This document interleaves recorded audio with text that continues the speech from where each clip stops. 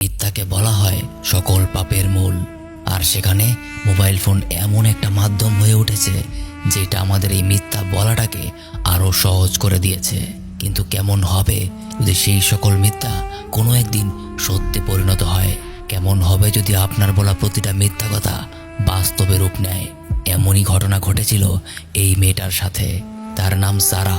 সারা একা থাকতে খুবই পছন্দ করে। এক রাতে সারা একা একা নিজের রুমে বসে টিভি দেখছিল, আর তখনই তার বান্ধবী তাকে কল করে। এটা হলো সারার বান্ধবী জেনি। সে সবসময় নিজের ওজন নিয়ে একটু বেশিই চিন্তা করে। একটু আগেই সে তার ওজন মাপিয়েছে।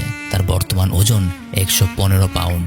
সারাকে জেনি তার ডায়েট সম্পর্কে জিজ্ঞাসা করে। সারা জানায় তার ডায়েট নাকি ঠিকঠাকই চলছে, কিন্তু অপরদিকে জেনি সেটা বিশ্বাস করে না। আর তার অবিশ্বাস করাটাও স্বাভাবিক, কারণ এদিকে আসলেও সারা ডায়েট না করে বরং চকলেট বিস্কিট খাচ্ছিল। কিন্তু জেনিকে বিশ্বাস করাতে সে মিথ্যা কথা বলে। সে বলে সে নাকি এখন কাঁচা সবজি খাচ্ছে। বলতে বলতেই সে খেয়াল করে তার হাতে বিস্কিটের পরিবর্তে কাঁচা সবজির বাটি চলে এসেছে। এতে সে কিছুটা অবাক হয়, তবে ঘটনাটাকে সে তেমন গুরুত্ব দেয় না। সে উল্টো জেনিকে জিজ্ঞাসা করে যে তার খবর কি।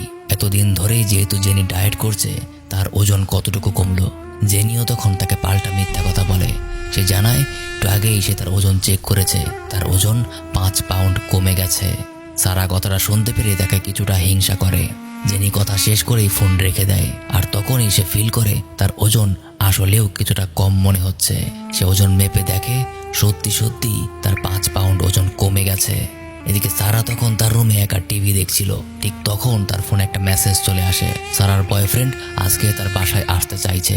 যেহেতু আজকে তার বাসায় কেউ নেই, তাই তারা একসাথে সময় কাটাবে। কিন্তু সারা আজকে একাই থাকতে চায়। সে চায় না তার বয়ফ্রেন্ড আজকে বাসায় আসুক, কিন্তু তার বয়ফ্রেন্ড বারবার তাকে জোর করতে থাকে। তাই সারা তাকে কাটানোর জন্য বলে দেয় কিছুক্ষণ আগেই তার দাদা মারা গিয়েছে, তাই সে একা থাকতে চায়। তার বয়ফ্রেন্ডেরও আর কিছু বলার থাকে না, তাই সে তাকে সান্ত্বনা দিয়ে তাকে বিদায় জানিয়ে দেয়। একটু পরেই হঠাৎ তার মোবাইলে তার মা কল করে। তার মা তাকে সরাসরি হসপিটালের ইমার্জেন্সি ওয়ার্ডে আসতে বলে, কারণ একটু আগেই তার দাদা সত্যি সত্যি মারা গিয়েছে। কিন্তু দাদার প্রতি তার কোনো ভালোবাসা ছিল না, তাই সে ঘর থেকে বের হতে চায় না। সে জানায় সে আসতে পারবে না, কিন্তু এতে তার মা অনেক রাগ হয়।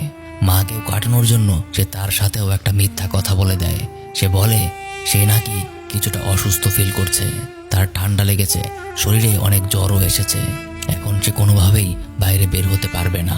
তবে এটা বলার সাথে সাথেই সত্যি সত্যি সে অসুস্থ ফিল করতে শুরু করে। সে এখনো ব্যাপারটা পুরোপুরি বুঝে উঠতে পারেনি। সে মনে করছে হয়তো এগুলো কোনো কাকতালীয় ঘটনা। অপরদিকে সারার বান্ধবী জেনি, সে অনেক চালাক। তাকে তার অন্য এক বান্ধবী কল করে সকালে দেখা করতে বলে, যার কারণে সে তাকে জানিয়ে দেয় আগামীকাল সকালে নাকি তার 2 ঘন্টা আগে অফিসে যেতে হবে, তাই সে দেখা করতে পারবে না। ঠিক তারপর মুহূর্তেই তার অফিসের বসের কল চলে আসে। অফিসের বস তাকে জানায় তাকে কাল সকালে 2 ঘন্টা আগে অফিসে যেতে হবে।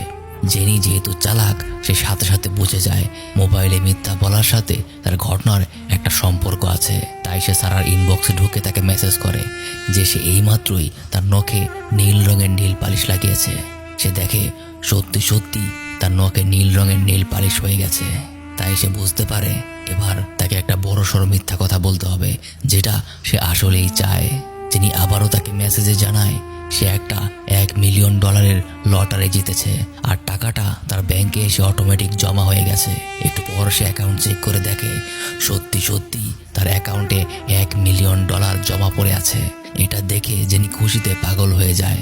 আর এদিকে সারা চেয়েছিল আজকেই সে একা একা মুভি দেখে সময় কাটাবে, কিন্তু একের পর এক কল আর মেসেজ তাকে বিরক্ত করে তুলছে। একটু পর আবারও তার মোবাইলে একটা কল আসে।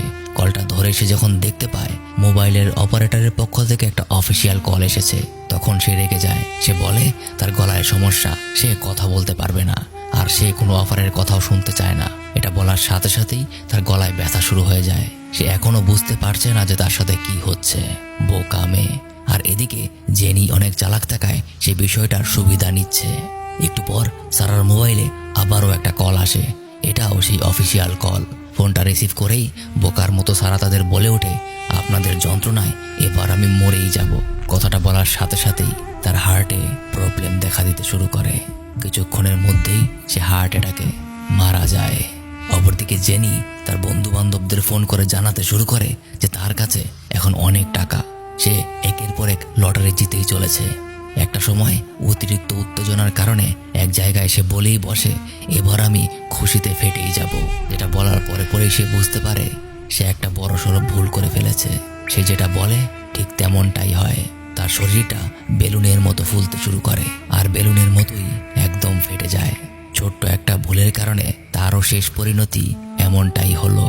আর এখানেই আমাদের গল্প শেষ হয়ে যায়। সত্যি মোবাইল ফোন আমাদের জীবনে আসার পর থেকে আমরা যে পরিমাণ মিথ্যা কথা বলি, এতটা মিথ্যা কথা হয়তো আমরা আগে কখনোই বলতাম না। মিথ্যা বলাটা যেন এখনকার আমাদের অভ্যাসে পরিণত হয়ে গেছে। আপনি ফোনে আপনার বন্ধুকে সহজেই বলতে পারছেন, এই তো 2 মিনিটের মধ্যেই পৌঁছে যাব, কিন্তু তখনও আপনি ঘর থেকেই বের হননি। অর্থাৎ মোবাইল ফোন আর মিথ্যা কথা একে অপরের সাথে ওতপ্রোতভাবে জুড়ে গেছে।